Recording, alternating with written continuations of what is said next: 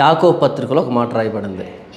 మీలో ఎవరికైనా శ్రమ సంభవించినా అతడు ప్రార్థన చేయవలెను, మీలో ఎవరికైనాను సంతోషము కలిగిన అతడు కీర్తనలు పాడవలెను అని. మరొకసారి, మీలో ఎవరికైనాను శ్రమ సంభవించినా అతడు ప్రార్థన చేయవలెను, మీలో ఎవరికైనాను సంతోషము కలిగిన అతడు కీర్తనలు పాడవలెను. ప్రభువైన యేసుక్రీస్తు వారి సహోదరుడైనటువంటి యాకోబు గారు ఈ పత్రికలో ఏం చెప్తున్నాడు అంటే, ఇశ్రాయేలు 12 గోత్రాల వారు చెదిరిపోయారు. చెదిరిపోయిన ఇశ్రాయేలీల 12 గోత్రాల వారికి శుభం అని చెబుతూ ఆయన వ్రాస్తున్నాడు ఈ పత్రికని. చెదిరిపోయారంటే దేనికి చెదిరిపోయారు? ఆ రోజు స్టెఫను మరణంతో సంఘం చెదిరిపోయింది. స్టెఫన్ను చంపాడు కదా అపోస్తలుడైన పౌలు సౌలుగా ఉన్నప్పుడు, రాళ్ళు రూపించి చంపించాడు కదా. అంత భయానకమైన మరణాన్ని బట్టి సంఘం ఇశ్రాయేలు 12 గోత్రాల వాళ్ళు చెదిరిపోతే, అలా చెదిరిపోయిన వారితో ఏం మాట్లాడుతున్నాడు అంటే, మీలో ఎవరికైనాను శ్రమ సంభవించినా అతడు ప్రార్థన చేయవలెను. క్రైస్తవులకి శ్రమలు సంభవించడం అన్నది సామాన్యమైన విషయం. ఎందుకంటే మనం ప్రకటిస్తున్నది సిలువ వేయబడి సమాధి చేయబడి పునరుద్ధానుడైన ప్రభువైన యేసుక్రీస్తు వారిని. నేనే మార్గం సత్యం జీవం అని చెప్పినటువంటి ప్రభువైన యేసుక్రీస్తు వారిని. యేసు ప్రభు ఇంత ఎక్స్క్లూజివ్ స్టేట్మెంట్ ఇచ్చిన తర్వాత, నేనే మార్గం సత్యం జీవం, నా ద్వారానే తప్ప ఎవడును పరలోకానికి రాడు, తండ్రి వద్దకు రాడు అని చెప్పినటువంటి ఈ ఎక్స్క్లూజివ్ స్టేట్మెంట్ ఇచ్చినటువంటి ప్రభువైన యేసుక్రీస్తు అని మనం నమ్ముకున్నప్పుడు, ప్రకటిస్తూ ఉన్నప్పుడు, ఈ మొత్తం ప్రపంచం మనకు వ్యతిరేకంగా పోరాటం చేస్తుంది. ఎందుకంటే లోకం దుష్టుని యందు ఉన్నదని మనం ఎరుగుదుము అంటాడు భక్తుడు. కాబట్టి మీలో ఎవరికైనాను శ్రమ సంభవించినా అతడు ప్రార్థన చేయవలెను అని వ్రాస్తే, ఇప్పుడు 2025లో మనకు ఈ వచనం అవసరం లేకుండా పోయింది. మనకు శ్రమ సంభవించిందా ఈ 2025లో క్రైస్తవ్యానికి? మనం ప్రార్థన చేయాల్సిన అక్కర్లేదు. అదేంటంటే అలా మాట్లాడుతున్నారు అని మీరు అనుకుంటున్నారా? ఇప్పుడు మీకు 2 పోస్టర్లు చూపెడతాను చూడండి. ఈ పోస్టర్ ఏంటంటే CPF and CMDF, citizen protection force.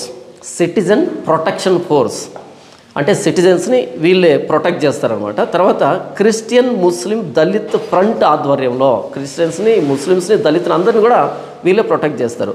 Vizag Christian mega conference, క్రైస్తవుల ఐక్యత వర్ధిల్లాలి, క్రైస్తవ సంఘాలన్నీ ఏకం కావాలి అంటూ అజయ్ బాబు, అభినయ్ దర్శన్ అండ్ స్టీవెన్సన్ ఈ ముగ్గురు కలిసి రిలీజ్ చేసినటువంటి పోస్టర్ ఇది. ఇంకొక పోస్టర్ చూడండి, ఇది ఎప్పుడంటే జూన్ 20వ తారీఖు. ఈ పోస్టర్ మీద చూడండి, సహోదరులు ఐక్యత కలిగి ఉండుట ఎంత మేలు ఎంత మనోహరము. వచనం 133 కీర్తన ఉంది కదా, మొదటి వచనం. సహోదరులు ఐక్యత కలిగి ఉండడం ఎంత మేలు ఎంత మనోహరం అంటే, ఈ రాజకీయ పార్టీ కోసం కీర్తన గ్రంథంలో వ్రాసినటువంటి మాట అది, అంతే కదా.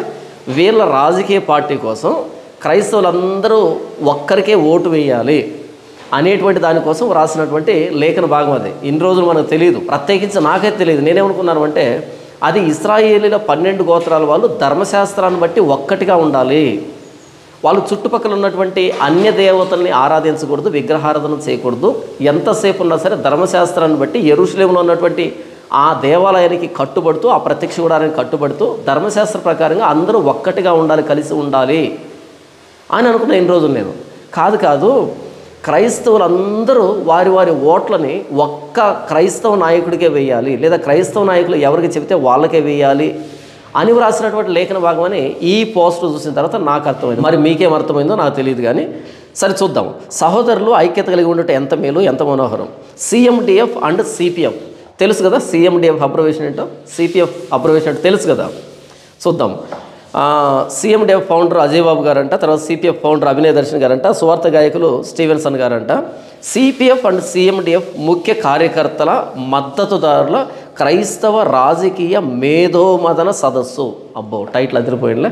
మరొకసారి చదవనా టైటిల్? సిపిఎఫ్ అండ్ సిఎండిఎఫ్ ముఖ్య కార్యకర్తల, అంటే కార్యకర్తలు కూడా ఫామ్ చేసేసారు వీళ్ళు. ముఖ్య కార్యకర్తల మద్దతుదారుల అంటే మద్దతు ఇచ్చేవాళ్ళు కూడా తయారైపోయారు. మద్దతుదారుల క్రైస్తవ రాజకీయ మేధోమదన సదస్సు. క్రైస్తవ రాజకీయ మేధోమదన సదస్సు. క్రైస్తవ్యంలోనికి రాజకీయం వచ్చేసింది. క్రైస్తవ్యాన్ని రాజకీయ పార్టీ చేయబోతున్నారు. క్రైస్తవ రాజకీయ మేధోమదన సదస్సు. దాని కింద చూడండి ఎమోషనల్గా ఎంత అద్భుతంగా రాశారో. మనకు కష్టం వచ్చినా, మనల్ని చంపినా పట్టించుకొని పార్టీలు నాయకులు మనకెందుకు.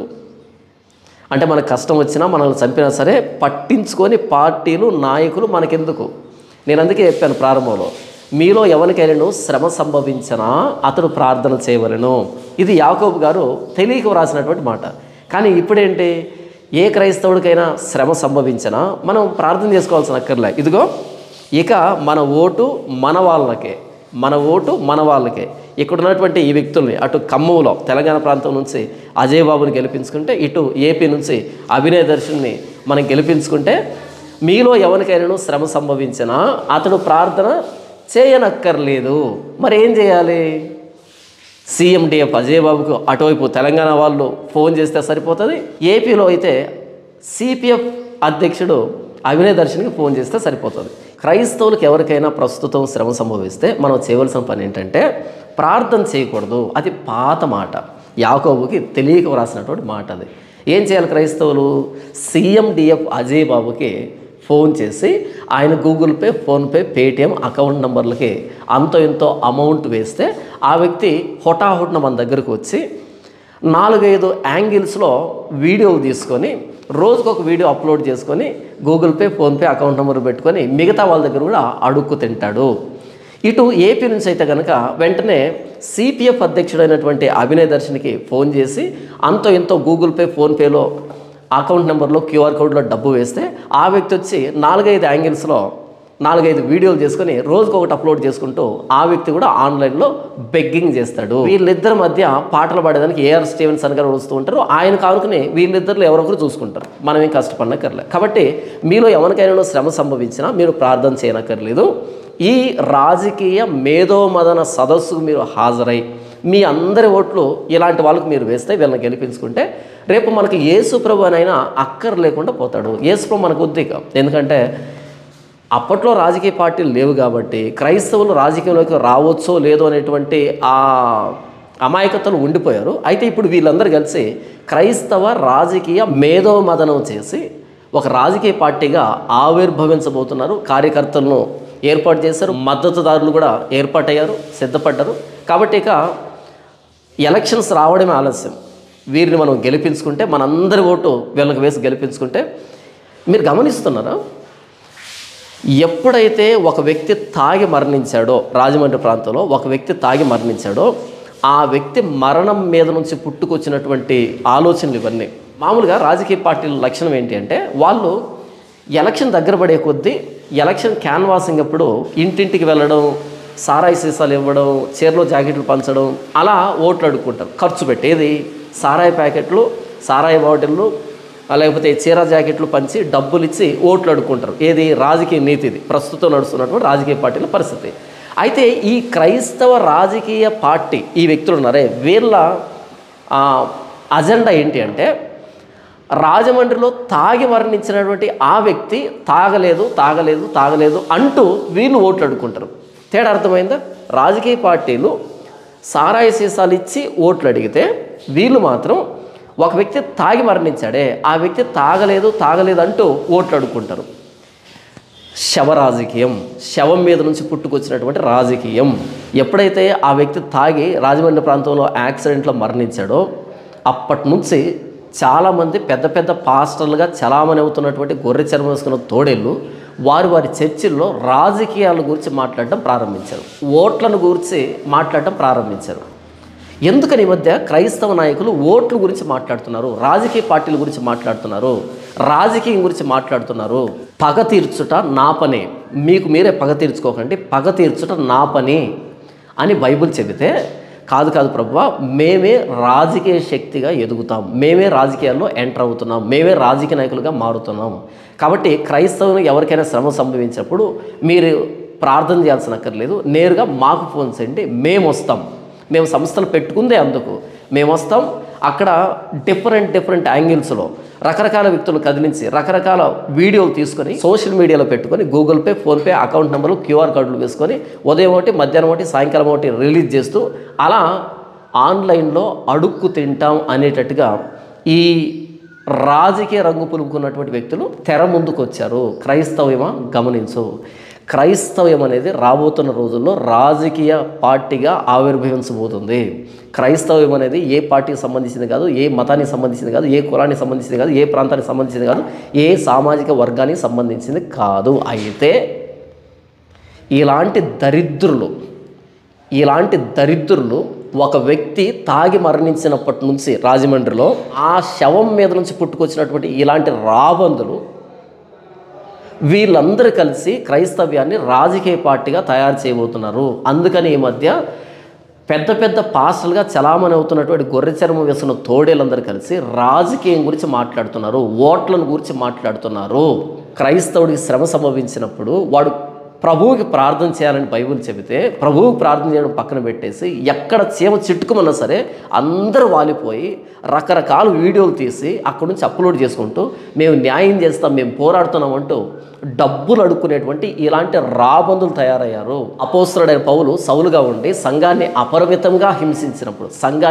అపరిమితంగా హింసించి చెరసాల్లో వేయించి వారిని కొట్టించి చంపించి అంత దుర్మార్గంగా ప్రవర్తించినప్పుడు ఆ వ్యక్తి దమస్కు మార్గంలో వెళ్తూ ఉన్నప్పుడు ప్రభువైన యేసుక్రీస్తు సౌలు ప్రత్యక్షమై చెప్పిన మాట ఏంటి? సౌలా సౌలా నన్ను ఎందుకు హింసిస్తున్నావు అన్నాడు. అదేంటి? ప్రభువైన యేసుక్రీస్తును సౌలు ఎప్పుడు హింసించాడు అంటే ఆయన పేరు పెట్టబడిన సంఘాన్ని కనుక ఎవడైనా హింసిస్తే ప్రభువైన యేసుక్రీస్తు అని హింసించినట్టు. క్రైస్తవుల మీద దాడి జరిగితే, చర్చిల మీద దాడి జరిగితే ప్రభువైన యేసుక్రీస్తు వారి మీద దాడి జరిగినట్టు. ఆయన తగిన సమయంలో స్పందిస్తాడు, అందరికీ న్యాయం తీరుస్తాడు అని ఈ సందర్భం చెబుతూ ఉంటే ఇప్పుడు ప్రభువైన యేసుక్రీస్తు వారు ఎవరైతే మనల్ని హింసిస్తున్నారో అలాంటి వారికి ఆయన ప్రత్యక్షమయ్యో లేకపోతే కళ రూపేనా, దర్శనం రూపేనో, లేకపోతే పరిస్థితుల రూపేనా, ఏదో ఒక రూపేనా నీవెందుకు నా సంఘాన్ని హింసించావు, నీవెందుకు నన్ను నమ్ముకున్న వ్యక్తులు హింసించావు అని ఆయన ఇంటరాక్ట్ అయ్యేటువంటి అవకాశం లేకుండా వీళ్ళే రాజకీయ పార్టీలుగా ఆవిర్భవించి, వీళ్ళే సంస్థలుగా ఆవిర్భవించి, వీళ్ళే క్రైస్తవులను ప్రొటెక్ట్ చేసేటువంటి ఫోర్సులుగా ఏర్పాటయ్యి క్రైస్తవుల మీద దాడులు చేసిన వాళ్ళు రెపెంట్ అయ్యేటువంటి, పశ్చాత్తాపడేటువంటి అవకాశం లేకుండా ఇంకా క్రైస్తవుల మీద కక్ష పెంచుకునేటట్టుగా చేస్తున్నారు వీళ్ళు. మీకు అర్థం కావట్లేదా? ఉదాహరణకి నేనే ఒక మతోన్మాదిని అనుకుందాం. నేను ఒక చర్చి మీదనో, పాస్టర్ మీదనో, ఒక క్రైస్తవ విశ్వాసం మీద దాడి చేశాను నా మూర్ఖత్వం కొద్దీ.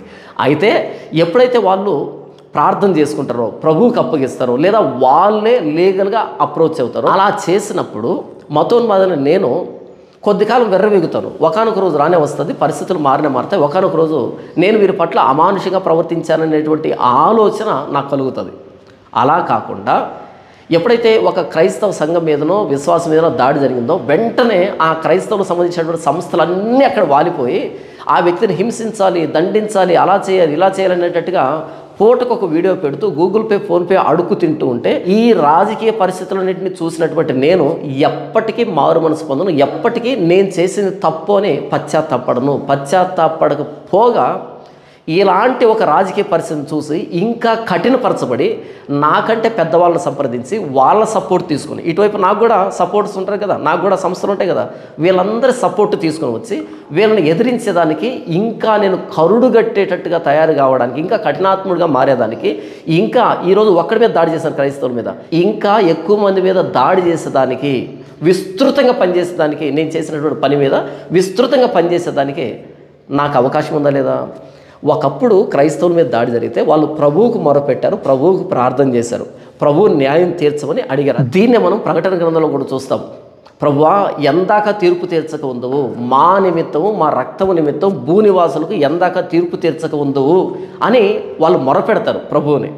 అప్పుడు ప్రభు ఇంకా మీ సహదాసుల లెక్క పూర్తి కావాలి అని ప్రభు వారికి సమాధానం చెప్పినట్టుగా చూస్తాం. కానీ ఈరోజు పరిస్థితి ఏంటంటే ఒక్క చర్చి మీద ఏమైనా చీమ చిట్టుకుమన్నా, విశ్వాసం మీద ఏమైనా చీమ చిట్టుకుమన్నా సరే వాళ్ళు ప్రభువు మీద ఆధారపడేదానికి ఈ అవకాశం లేకుండా వెంటనే అందరూ వాలిపోయి మరలా వీళ్ళు ఏమైనా ఊరికే వస్తున్నారు? లేదు, వీళ్ళు అడుక్కు తినడానికి మాత్రమే సంస్థలు పెట్టుకుని వచ్చి అక్కడ ప్రతి దాన్ని న్యూస్ చేసేటువంటి ప్రయత్నం చేస్తున్నారు. అప్పుడు ఏమవుతుందంటే రెండు వర్గాలు ఏర్పడుతున్నాయి. ఇటువైపు దాడి చేస్తాడే వీడి వైపు కూడా సంస్థలు ఉన్నాయి కదా, వీళ్ళంతా ఇటువైపు వస్తారు, ఈ సంస్థలన్నీ అటువైపు నుంచి ఆ సంస్థలు వస్తాయి, ఇరువురు కొట్టుకోవడం ప్రారంభిస్తారు. క్రైస్తవులకి, క్రైస్తవేతరులకు మధ్య శత్రుత్వ వాతావరణం ఏర్పడుతుంది. గత నెలకు పైగా మీరు ఈ వాతావరణాన్ని గమనించట్లేదా? అటువైపు కొన్ని సంస్థలు, ఇటువైపు కొన్ని సంస్థలు ఏకమై ఒకరినొకరు కొట్టుకోవడం, తద్వారా ఒక క్రైస్తవుని చూస్తే ఒక క్రైస్తవేతరుడికి ద్వేషం పుట్టేటట్టుగా, ఒక క్రైస్తవేతరుడిని చూస్తే క్రైస్తవునికి ద్వేషం పుట్టేటట్టుగా కొంతమంది స్వార్థ ప్రయోజనాల కోసం రెండు మతాల మధ్య సామరస్యతను దెబ్బతీస్తున్నారు. అందులో భాగంగానే ఈ క్రైస్తవ మేధోమదన సదస్సు జరగబోతుంది వైజాగ్లోను, విజయవాడలోను.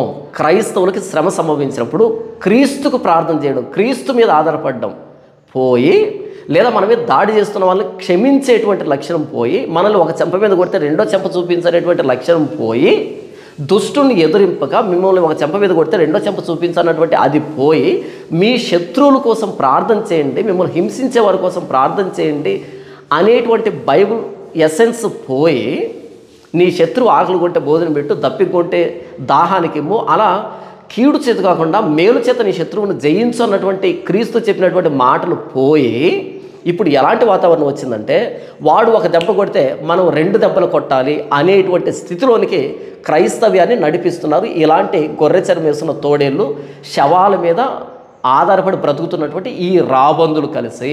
క్రైస్తవ సంఘమా, వీరి స్వార్థానికి మీరు బలి కావద్దు. ఎవడైతే పుల్పీట మీద ఎక్కి రాజకీయం గురించి, ఓట్ల గురించి మాట్లాడుతున్నాడో వాడిని నమ్మొద్దు. క్రైస్తవ్యాన్ని రాజకీయ పార్టీగా చేస్తున్నారు వీళ్ళంతా కలిసి. రేపు ఒకానొక రోజు మన బైబుల్ మీద, ప్రభువైన యేసుక్రీస్తు వారి మీద, మన సువార్త మీద రాజకీయ రంగు అంటుకుంటే మన చేతులతో మన కన్నుని మనమే ఎలా పొడుచుకున్నామో ఆ రోజు మనం సిగ్గుపడాల్సి వస్తుంది. మీరు వీళ్ళకి వేసే ఒక్కో రూపాయి మన క్రైస్తవ్యాన్ని మనం రాజకీయ పార్టీగా మలుచుకోవడానికి ఉపయోగపడుతుంది అనేది మీరు గమనించండి. క్రైస్తవ్యానికి దాడులు కొత్త కాదు, క్రైస్తవులకి హింస కొత్త కాదు, క్రైస్తవులకి వ్యతిరేకత కొత్త కాదు. ఎందుకంటే మన కోసం ప్రాణం పెట్టిన క్రీస్తునే సిలువెక్కించినటువంటి ఈ ప్రపంచం మనకి ఎర్రతి వాచి పరవదు. ఇదిగో తోడేళ్ల మధ్యకు గొర్రె పిల్లలను పంపించినట్టు పంపిస్తున్నాం మిమ్మల్ని అని ప్రభువైన యేసుక్రీస్తు వారు చెప్పాడు.